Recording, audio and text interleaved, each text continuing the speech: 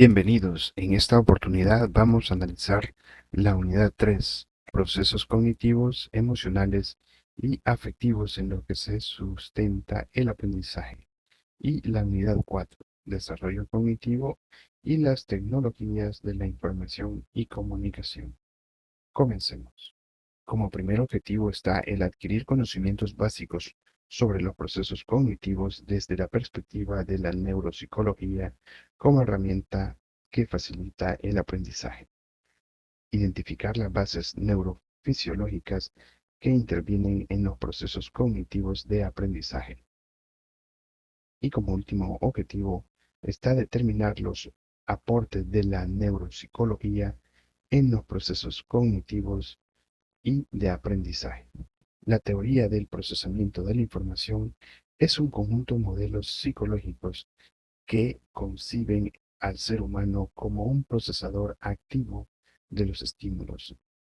Hablando de estímulos, analizamos pues en este caso la información o todo lo que entra al individuo como tal de su entorno.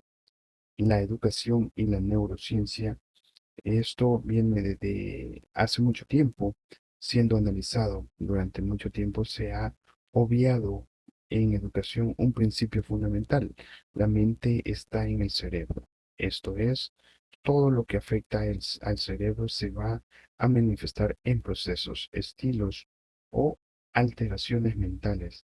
Y el cerebro se transforma a partir de aquello que afecta a la mente, siendo la experiencia, el aprendizaje, uno de los elementos más importantes. La neurociencia en el proceso educativo es muy importante, gracias a la posibilidad de que se desarrolla de definir el método adecuado a través del cual enseñar para ser recibido de forma adecuada por el estudiante, generando una transformación en el ámbito educativo. Las características de la neurociencia, o en este caso de la neuropsicología. Vamos a ver, una de las características son que estudia las funciones mentales superiores. Tiene un carácter neurocientífico. Utiliza conocimientos de diversas disciplinas.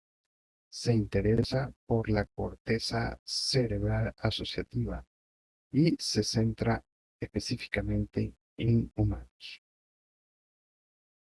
Pero, ¿qué es la neuropsicología? Es una neurociencia que tiene como objetivo el estudio de la relación entre el cerebro y la conducta.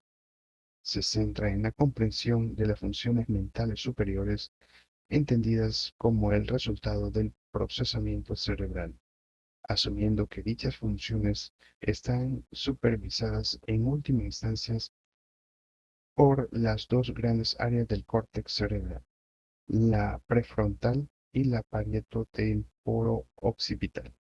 La neuropsicología nace como un ente autónomo gracias a las aportaciones y al trabajo de muchas otras disciplinas, tales como la neurología, la biología, la neurofisiología, la neuroquímica, la psicología experimental, la farmacología, la psicología cognitiva, entre otras especialidades que estudian pues el comportamiento humano.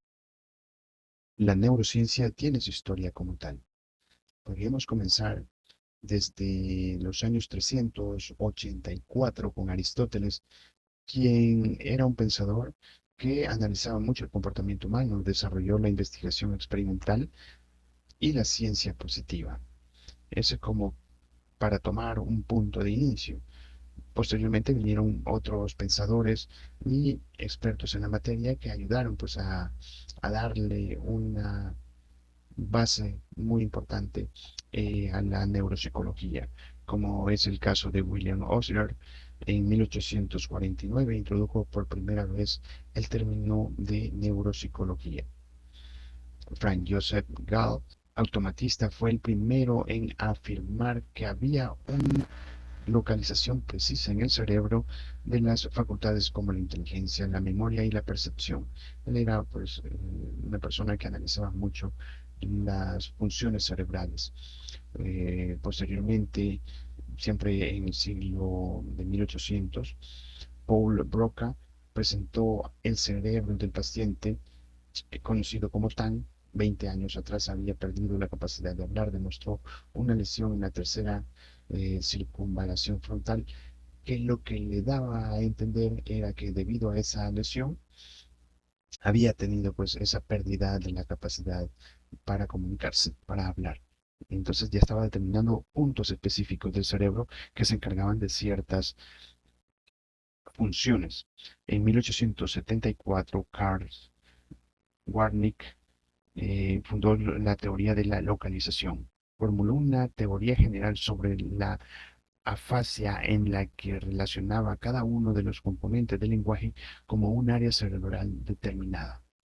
Y posteriormente, ya en el siglo XX, Iván Pavlov introdujo el concepto analizador, unidad funcional constituida por el receptor periférico, las vías de conducción y las células cardicales donde éstas se proyectan.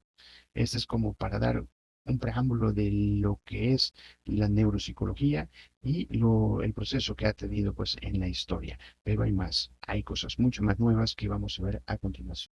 Juego los diferentes tipos de memoria. En este caso tenemos la memoria sensorial, la memoria a corto plazo y de largo plazo. Aquí podemos ver, en este caso la de corto plazo es la memoria de trabajo, principalmente la que nos permite eh, trabajar en el momento. Pero existe otra que es la memoria a largo plazo, la implícita y la explícita. Dentro de la explícita está la episódica y la sináptica. La descripción más conocida de los tipos de memoria corresponde al llamado modelo estructural, que fue propuesto por Atkinson y Shepard en 1968.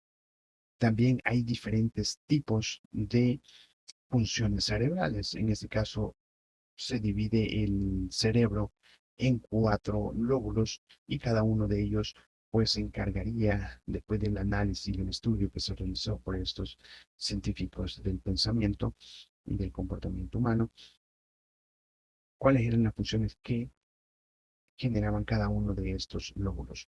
Tenemos el lóbulo frontal, el parietal, el occipital y el temporal. Analizaremos cada uno de ellos.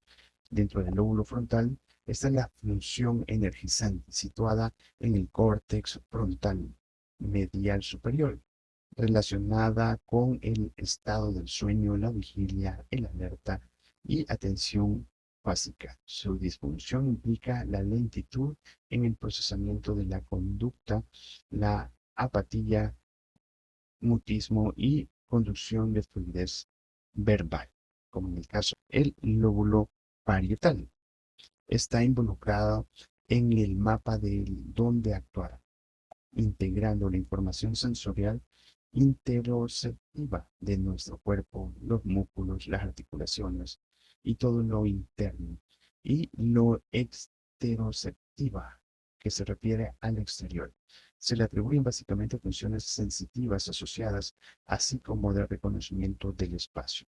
Eso en el lóbulo parietal. En el lóbulo occipital es fundamental para procesar la información visual.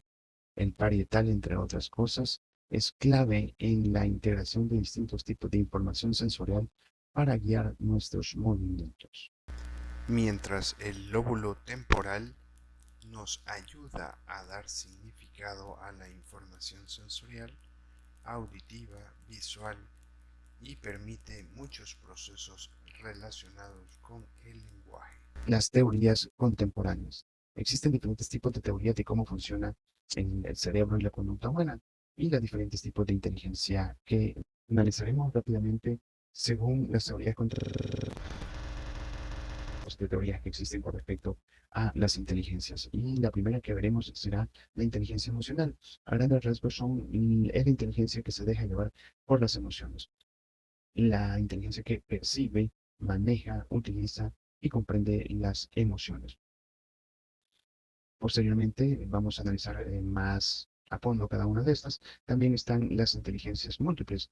Dentro de las inteligencias múltiples habla en sí de que una persona no solamente está regida por un tipo de inteligencia, como en el caso del emocional, sino que hay diferentes tipos de inteligencias y diferentes maneras también de aprender.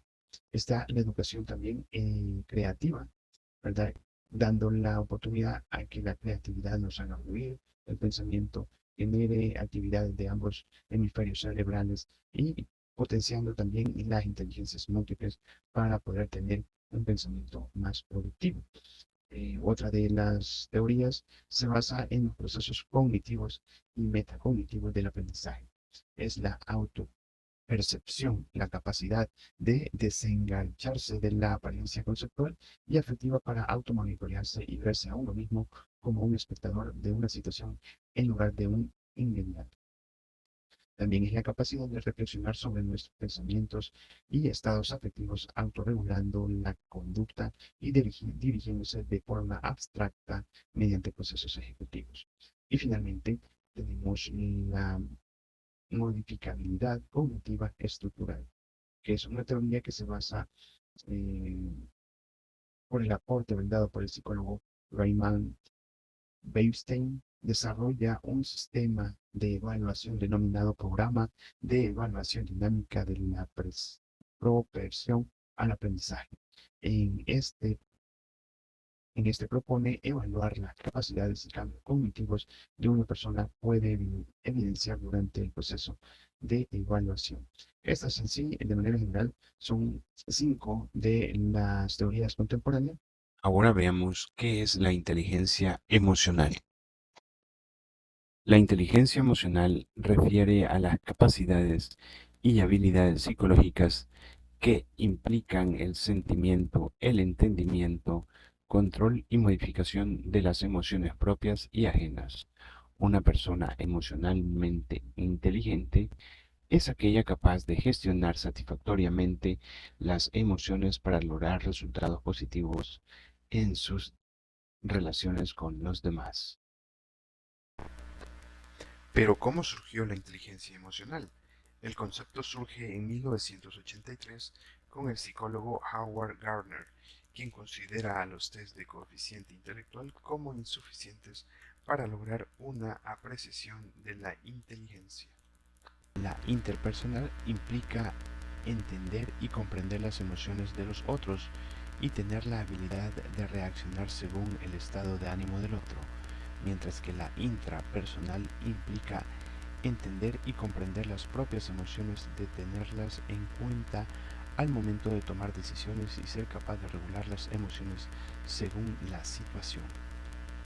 Finalmente, acerca de las inteligencias múltiples, teoría de comprensión de la mente humana propuesta en 1983 por Howard Gardner.